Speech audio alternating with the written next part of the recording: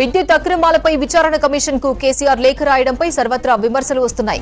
చట్టాలన్నీ తనకే తెలుసని, రిటైర్డ్ జడ్జికి ఏమీ తెలియదన్న విధంగా కేసీఆర్ లేఖ ఉంది. ఏకంగా కమిషన్ చైర్మన్నే తప్పుపడుతూ కేసీఆర్ లేఖ రాశారు. ఎన్నికల ప్రసంగంలా కేసీఆర్ లేఖ ఉంది. విద్యుత్లో రాష్ట్రం స్వయం సమృద్ధి సాధించిందంటూ లేఖలో కేసీఆర్ పచ్చి అబద్దాలు ప్రస్తావించారు. కమిషన్ ఏర్పాటునే కేసీఆర్ తప్పుపట్టారు. కేసీఆర్ లేఖపై మరిన్ని వివరాలు సత్యం లైవ్ లో అందిస్తారు. సత్యం, కేసీఆర్ లేఖ రాజకీయ ప్రసంగాన్ని తలపిస్తోంది, ఏంటి అప్డేట్స్? విద్యుత్ కొనుగోళ్ల ఒప్పందంపై ఇప్పటికే కొత్త ఏర్పడిన రాష్ట్ర ప్రభుత్వం విచారణ చేపట్టింది. దీనిపై కమిషన్ ఏర్పాటు చేసి కమిషన్ గతంలో విద్యుత్ కొనుగోలులో జరిగిన అక్రమాలకు సంబంధించి గత ప్రభుత్వంలో ముఖ్యమంత్రిగా పనిచేసిన కేసీఆర్ని వివరణ కోరుతూ దీనికి వివరణ ఇవ్వాలంటూ కూడా ఆదేశాలు జారీ చేసింది. దీంతో మాజీ ముఖ్యమంత్రి కేసీఆర్ లేఖ రాస్తూ అనేక అంశాలు ప్రస్తావించారు. ఇక ఈ కమిషనే ఆయన తప్పుపడుతూ లేఖలో చాలా వివరాలు చెప్పుకొచ్చారు.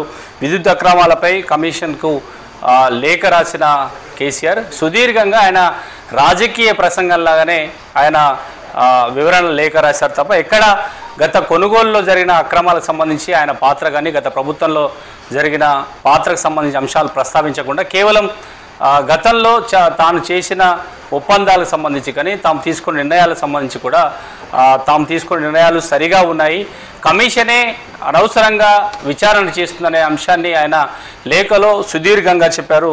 కమిషన్ తప్పుపడుతూ ఆయన లేఖలో చాలా అంశాలు ప్రస్తావించారు. ఇక రిటైర్డ్ జడ్జికి అవగాహన లేదనే అంశాన్ని ఆ లేఖలో ప్రస్తావిస్తూ వచ్చారు. ఇవన్నీ చాలా అంశాలు రాష్ట్రం గతంలో అంటే తెలంగాణ ఏర్పడిన వెంటనే బీఆర్ఎస్ ప్రభుత్వంలోనే విద్యుత్ సమృద్ధి సాధించిందని ఆయన లేఖలో చెప్పినా ఇప్పటికి కూడా అంటే ఇప్పుడు ఉన్న కాంగ్రెస్ ప్రభుత్వం కూడా ఇతర రాష్ట్రాల్లో ఉన్న కరెంటుపై కొనుగోళ్లపై ఆధారపడాల్సిన పరిస్థితి వచ్చిందంటే ఆయన గతంలో తాము విద్యుత్ సమృద్ధిని సాధించామని అసత్యాలు చెప్పినట్టుగా కూడా లేఖలో భావించవచ్చు. కానీ ఇప్పటికీ కూడా ఒకవేళ తెలంగాణ రాష్ట్రం ఏర్పడిన తర్వాత బీఆర్ఎస్ ప్రభుత్వం వరకు విద్యుత్ సమృద్ధి రాష్ట్రానికి కావాల్సిన విద్యుత్ అంతా ఉంటే ఎందుకు ఇప్పుడు విద్యుత్ కొనుగోలు చేయాల్సి వస్తుందనే అంశాన్ని కాంగ్రెస్ నేతలు ఆరోపిస్తున్న పరిస్థితి. అక్రమాలు విచారణ చేసుకున్నట్టు గతంలో బీఆర్ఎస్ ప్రభుత్వం అక్రమాలు జరుగుతాయి అంటే గత ప్రభుత్వంలో అక్రమాలు జరిగితే విచారణ చేసుకోండి వాదించిన బీఆర్ఎస్ నేతలు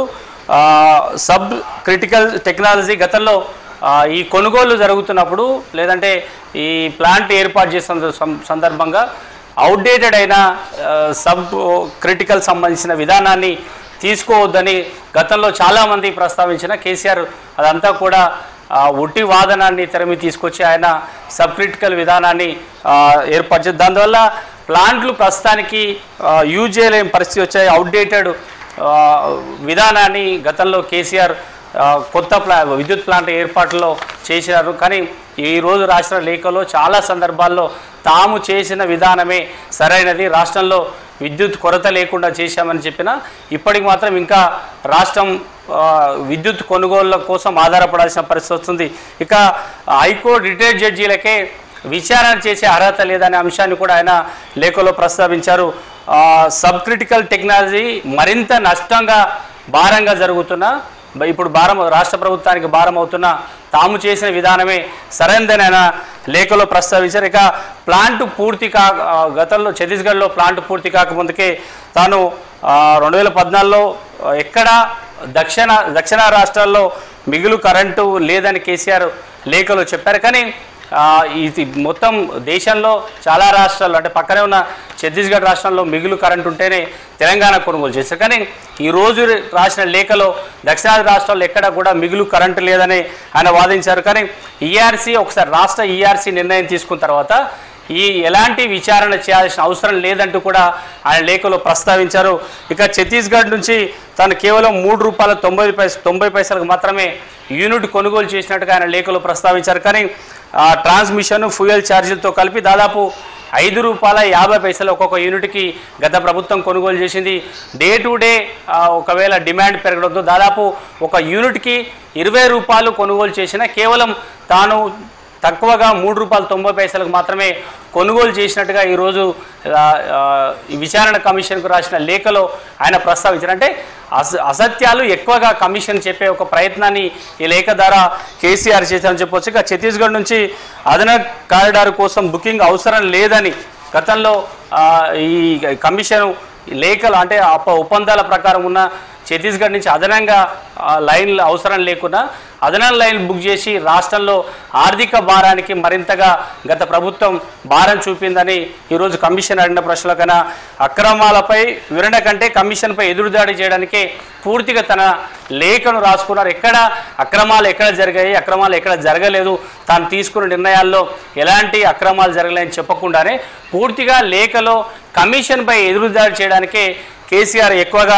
సమయం కేటాయించాలని చెప్పొచ్చు. ఇక ఈ టెక్నాలజీని నిపుణులు వద్దని చెప్పిన అంటే సబ్ క్రిటికల్ టెక్నాలజీ నిపుణులు వద్దని చెప్పినా లేదంటే కేంద్రం కూడా ఆ సలహా ఇచ్చినా కూడా కేసీఆర్ నాడు ముఖ్యమంత్రిగా ఉన్నప్పుడు వాటన్నిటిని ఏమీ పట్టించుకోకుండా కేవలం తాము చేసిందే కరెక్టు లేదంటే ఈ విద్యుత్తు నిరంతరాయంగా ఇచ్చామని పదే చెప్పిన అంటే ఆ ప్రభుత్వంలో చాలా సందర్భాల్లో పవర్ కట్స్ ఉన్నా తాము నిరంతరాయంగా పవర్ ఇచ్చాము, దానికోసమే ఎంత అవసరమైతే అంత అత్యధికంగా నిధులు కేటాయించి మనం కొనుగోలు చేశామని పదే చెప్పే ప్రయత్నం చేశారు. ఇక రికార్డులో చెప్పిన కమిషన్కు తప్పు ఆయన దాదాపు రికార్డులో ఏది ఉంటే అది కేసీఆర్ను ప్రశ్నించినా దాన్నే తప్పుపడుతూ కేసీఆర్ ఈరోజు లేఖలో చెబుతూ వచ్చారు. ఇక దామరచర్లలో ప్లాంటు పెట్టడం మా ఇష్టం అంటూ కేసీఆర్ సమాధానం ఇచ్చారు. దామరచర్లలో ప్లాంటు రాష్ట్రానికి భారమని అప్పట్లో నిపుణులు చెప్పినా ఆయన కేవలం తన నిర్ణయం ప్రకారం గతంలో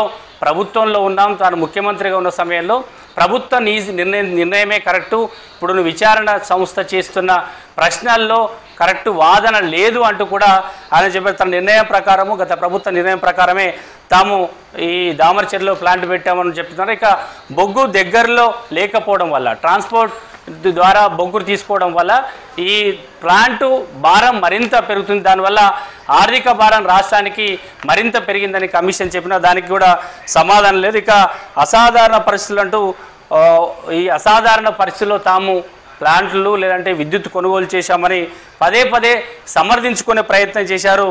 విద్యుత్ అక్రమాలపై తెలంగాణ నిర్ణయాలంటూ ఒక విచిత్ర వాదనను ఆయన తెరుమి తీసుకొచ్చారు ఈ లేఖ ద్వారా. ఇక 2015లో మొదలైన ప్లాంటు దాదాపు 5 ఏళ్ల తర్వాత వచ్చిన కరోనాను సాగుగా చూపి ఆ ప్లాంట్లు పూర్తి చేయలేకపోయాం. అంటే 2015లో ప్రారంభమై దాదాపు 2 ఏళ్ళలో పూర్తి కావాల్సిన ప్లాంట్లకు సంబంధించి కేవలం కరోనా కారణంగా వాళ్ళు ఆ ప్లాంట్లను పూర్తి చేయలేకపోయామనే ఒక వాదనను ఈ కేసీఆర్ ఈరోజు ఇచ్చిన లేఖలో వివరణలో చెప్పొచ్చు. పూర్తిగా కమిషన్ను ఉద్దేశించి కమిషనే కరెక్ట్ కాదు, కమిషన్ను చేస్తున్న వాదన లేదంటే విచారణనే కరెక్ట్ కాదు, కమిషన్కు వ్యతిరేకంగా కమిషన్నే తప్పుపట్టే ప్రయత్నమే కేసీఆర్ ఈ లేఖలో ఇచ్చారు తప్ప ఎక్కడ కమిషన్కు ఈ విచారణకు సంబంధించిన అంశాలను ప్రస్తావిస్తూ దానికి సంబంధించిన వివరణను ఈ లేఖలో ఇవ్వకుండా కేవలం కమిషన్ చైర్మన్ను కమిషన్ విచారణను లేదంటే ఈ ప్రభుత్వం చేస్తున్న అంశాలకు సంబంధించి తప్పుపట్టడము ఎదురుదాడి చేయడం తప్ప కేసీఆర్ గత ప్రభుత్వంలో చేసిన కరెంటు కొనుగోలు ప్లాంట్ల ఏర్పాటుకు సంబంధించిన జరిగిన అక్రమాలకు సంబంధించి కానీ లేదంటే విధి విధానాలు ఏ విధంగా తీసుకున్నాం, ఎందుకు తీసుకోలేకపోయాం, ఎందుకు ఆలస్యమైంది, ఎక్కడ నష్టం జరిగింది, తెలంగాణ ప్రజలకు తాము ఎందుకు అందుబాటులో తేలేకపోయినాం, ఒకవేళ పూర్తిగా రాష్ట్రానికి సరిపోయే విద్యుత్తు తెరమి ఒకవేళ సమృద్ధి సాధించగలిగితే ఇప్పుడు ఎందుకు రాష్ట్రంలో మిగులు ఉందనే ఒక అంశాన్ని ఈ లేఖలో కేసీఆర్ చెప్పలేకపోయారు.